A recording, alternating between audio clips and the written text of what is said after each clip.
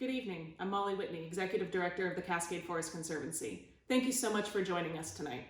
We have an action-packed hour ahead of us full of fundraising and celebration, so get your virtual paddles ready.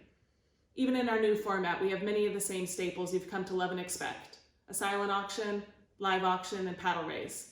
Plus tonight, we have a clip from Susan Jane Brown, Founding Executive Director of the Gifford Pinchot Task Force, and a clip from David Cross, who stars in the upcoming, newly released film, The Dark Divide.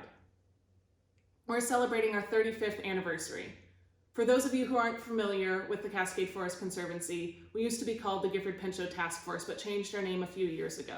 We are still the same small and mighty organization working to protect and sustain forests, streams, wildlife, and communities in the heart of the Cascades through restoration, education, and advocacy. Let me give you a few examples of this work. Touching on them doesn't begin to do them justice, but I wanted to let you see the breadth of programs that CFC has and that our amazing staff, board, and volunteers make possible. All of these programs come together to enhance connectivity and address climate resilience.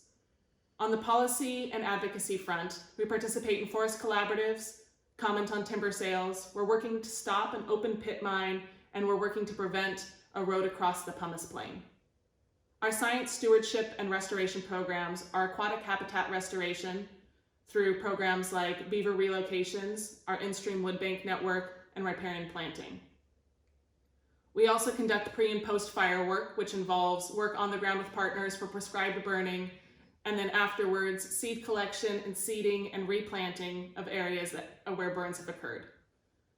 We also conduct invasives mitigation and mapping, road surveys, and have wildlife camera surveys of fisher and marten, which also capture pictures of other adorable animals, which you might have seen on our Instagram and Facebook. This year, our Young Friends of the Forest and volunteer trips have been impacted by COVID, but we plan to bring them back in full force as soon as we can. Please help us fund the important work needed to bring our vision and mission into reality. Individual contributions, including those made tonight, are absolutely essential for our success.